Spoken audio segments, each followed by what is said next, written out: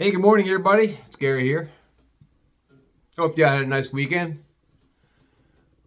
Mine was the same as it always is because I'm retired. Every day of the week is a weekend. Anyway, today's going to be a little bit about an unruly customer I had one particular year while I was cutting meat. Christmas time, New Year's, right in there is super busy time. People want holiday roasts. This one particular lady wanted a beef tenderloin roast. So, what a raging bitch she turned out to be. But a little bit of a backstory. I don't want to bore you, but a little bit of a backstory in retail, in the meat department in retail on Christmas week, and then going into New Year's Eve. Like I said, people want turkeys, they want pork roasts, they want beef roasts, they want all these things. And we have a binder in the back room with maybe, I don't know, stacks of orders. And this one particular year was back in like 2019, 2020, right in there. And we were getting a lot of orders this one year. And we had over 75 orders of beef tenderloins. That equates to maybe 12 to 15 60-pound boxes of beef tenderloins, whole tenderloins. And these orders coming in every shape and size. Someone wants a small roast or a big roast. They want it tied, to take some string and tie it together to make it. Tying a roast is basically just making it look pretty. It doesn't have anything to do with the quality of the meat. But these people want it tied. Oh, I want it tied. It's supposed to look just like it does in the book. It's one of these numbers, right? It's one particular year. Some customers stay with you for a lifetime. This one stayed with me for a while, and I got thinking about her today because I was talking with Bruce last night because like he was in the game for a while in retail. And we were talking about unruly customers we used to have over the years. This one lady came up to my counter. This was 4 days before Christmas. And I was already shorthanded. My night guy called off on me, so no, I had to stay over. I had to work overtime. And I was a meat assistant manager. My boss was off that day. My meat manager was off this particular day. It was me and two clerks, one to watch the seafood counter and one to help me. And we had to help people at the counter with the meat in the case, and then we had to take orders on top of that. It was just busy. It's a busy time. As you can appreciate it, if you go into a grocery store over the holidays, you can see it's a busy time for service counters. So there's a line of people getting orders, and I'm writing down orders at the counter. I'll take out a piece of paper, and I'll sit there on top of the counter, and I'll write down the name. Name, okay. What did you want? Okay. Your phone number? Okay. And when you want to pick it up? Okay. And I'll put it aside. And I can see this one lady who I've never seen before in line behind a wall of people, and she's doing one of these numbers, rubbernecking, looking around, rubbernecking to see if there's anyone behind me that can help her. One of those. And I can see her rubbernecking. Everybody else is patiently waiting, see, because they know the drill. They got to wait. So I guess about 10 minutes goes by, maybe not quite 10 minutes goes by, and it's finally this rubbernecking bitch's turn. She comes up, she goes, "Oh, I didn't think I was going to be here all day." I said, "Ma'am, what can I do for you today? What can I help you with?" I mean, she started out by, "I was going to be here all day. I can't believe I was going to be here all day." And ma'am, hello, what can I do for you today? Well, I wanted a beef roast. I said, okay. How would you like that? How big? Well, this is what I want. I want it to be exactly 4 pounds. No more, no less. Exactly. I said, well, ma'am, I'll try to get it as close as I can to exactly 4 pounds. It's not like we're cutting a piece. I didn't say this to her, but it's like people think we're cutting a piece of wood. We're cutting a piece of flesh. So I said, ma'am, I'll get it as close as I can. She goes, I would like to get it at 4 pounds. That's what I need. And she gave me this fucking look like I was her servant. 4 pounds. I said, okay, no problem. 4 pounds it is. You got it. And I want it tied, but I want them to be exactly 1 inch apart in the string. And when you tie it, 1 inch apart exactly. I said, man, I'll get as close as I can. I can't exactly. Ma'am, I'm not going to take a tape measure and measure it, okay? And she gives me this fucking look like she goes, when I lived in Los Angeles, I had a meat cutter there and he did it exactly. So ma'am, hello. We're not in Los Angeles. I'm in Ohio, okay? This is how. As you can see, as you can appreciate, ma'am, we're very busy today. So can you kind of give me the nuts and bolts of what you want? I'd be more than happy. I'm going to be more than happy to help you. And she gives me this fucking look like down her nose at me like I'm some kind of a fucking servant. And she goes, okay, well, what is your name? I said, I'm not sure my name, but I said, I'm Gary. I'm Gary. Well, Gary, will I be dealing with you? Are you going to be cutting it? I said, ma'am, I got a list of orders. And tonight I have 3 guys coming in tonight. Later, overnight, to work overnight. And we had guys that worked overnight on the holidays to catch up with the orders. I said, they'll be making the orders, and I'll make a specific note on there how big you want it. He said, well, it better be right. I said, ma'am, it's going to be right. Don't worry, okay? So she was picking it up the very next day, which was putting pressure on us because we were taking orders out. We had like 4 days till Christmas. What was it? 3 days till Christmas, right in there. I went back to this guy. I said, Jeremy, this lady's hell on wheels. This is what she wants. She wants a 4-pound roast, exactly or as close as you can. She wants it tied. She wants it, inch apart if you can. He goes, what do you think I am, Gary? Come on, you're busting my balls. Gary, I'm not going to be able. I said, Jeremy, just get as close as you can. She's being a real fucking bitch. Just do what you can tonight when you're here. All right, God almighty, let me get another cigarette in me.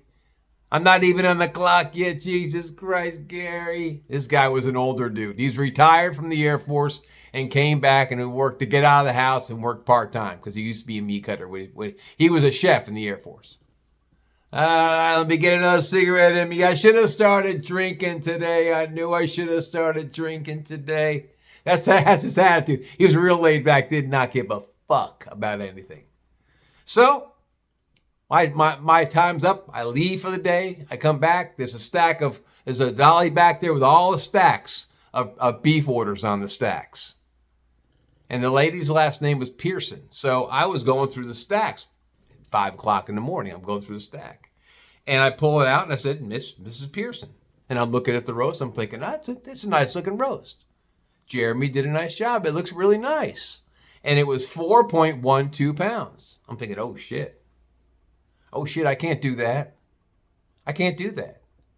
So she wanted 4 pounds. So we probably weighed it in the tray. It was probably 4 pounds, but the tray weight and the pads you put these diaper pads below the roast because it's going to bleed. And so it absorbs the blood. So he probably weighed it in the tray and the pads came to 4.12, but I bet it was closer to 4 pounds. So to make this bitch happy, it's called tare weight. You can plug into the machine minus the packaging and just the roast. It's called tare, T-A-R-E. And you could manipulate on the scale on the buttons the amount of a tare weight. Most packages, but I can't go into explaining. I'm just going to tell you it's a tare weight. You could minus the packaging. So I took Mrs. Pearson's roast off there, and I put a tare weight. I started out with 10. Okay, tare 10, put it on there. And it was still 4.12, it was 4.08, put higher tare weight till it's exactly 4 pounds. So I'm giving money away, but this whore was going to rip me a new one if it wasn't exactly 4 pounds. My shift had come and gone. I left for the day. I came back the next day. Now it's Christmas Eve. We're balls to the wall Christmas Eve. She had picked up her roast. That's all I know is she picked up her roast. So I'm happy. Christmas Day, our company was always closed.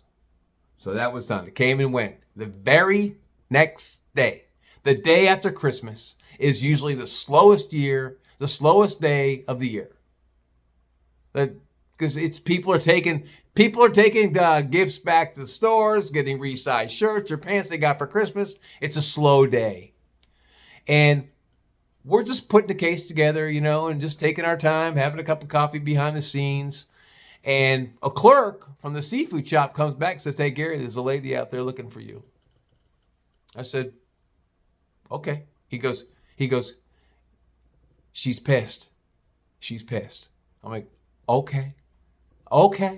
So it's like 8 o'clock in the morning. I walk out there. Who it is? This fucking bitch, Mrs. Pearson. And she's got these sunglasses on. And I'm like, that's one thing I can't stand, is people wearing sunglasses in a fucking store. So I walk up and she takes her sunglasses down and she takes them off. And she goes, Gary. I said, oh, yeah, hey, Mrs. Pearson, how was your roast? She goes, are you serious? How was my roast? It was horrible. It was horrible, Gary. I just needed to tell you because you're the boss. You took my order. Oh, couldn't you tell me what was wrong with it? When I took it out of the package, the bottom part had all kinds of fat on it. Fat and gristle before I even put it in the oven. I said, ma'am, the bottom part is mostly fat anyway. Well, I wanted all that trimmed off. I said, ma'am, you didn't specify that. You ruined my holiday. You ruined my holiday. I'm letting you know right now, you ruined my holiday. I said, ma'am, was the meat good? It doesn't matter. The presentation was completely off. I wanted it this way. I said, ma'am, please. Ma'am, can you please lower your voice? Don't take that tone with me. I'm doing the best I can. Was the meat tender? It doesn't matter if it was tender. The presentation was completely off. I said, ma'am, I'm not Chef Tell. This is not a gourmet meat operation. We cut the meat, we package it, we give it to the customers. No one ever comes back and rips into me. You, on the other hand, are taking liberty to do that. And I take offense to that, quite frankly, because I take a lot of pride in what I do. Well, I'll never come back here again. I said, well, that's fine. That's fine. Well, you can't talk to a customer like that. You can't say that's fine. I'm going to go talk to your store manager. I said, go ahead. Go ahead. He's not here today, but he'll be back tomorrow. I'm sorry that your roast wasn't presentation friendly, but obviously it was probably tender because you haven't told me it wasn't, but you didn't like the presentation? I'll never come back here again. I never saw her again. But I wanted to share that with you, with people out there today. People will lose their fucking minds if something isn't done exactly the way they want it. And she was just the list. In 36 years with that company, I probably had about a dozen or so customers, always women customers, always high maintenance, that would rip into you and say, you ruined my holiday because you didn't give me a perfect roast. That cow, I wanted to say to the lady, that cow is not perfect when they slaughtered his ass. And when they sectioned out that beef and put it in packaging to get to the grocery store, he was not perfect. People think we're cutting a piece of wood. People think we're building a house. We're cutting a piece of flesh. And going back now to what happened that day. And sometimes, because I was talking to Bruce about it last night, I said, Bruce, every now and then I'll think about shit like that. And guess what? Every now and then I look back and say, thank God I'm not working anymore. Anyway, I wanted to share that with you. I told Bruce I was going to do one today on that. Anyway, I'm going to get out of here. I got things I got to do today. Got to get.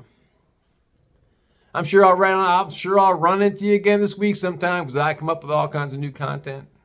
I like to run my mouth. You all have a fantastic Monday.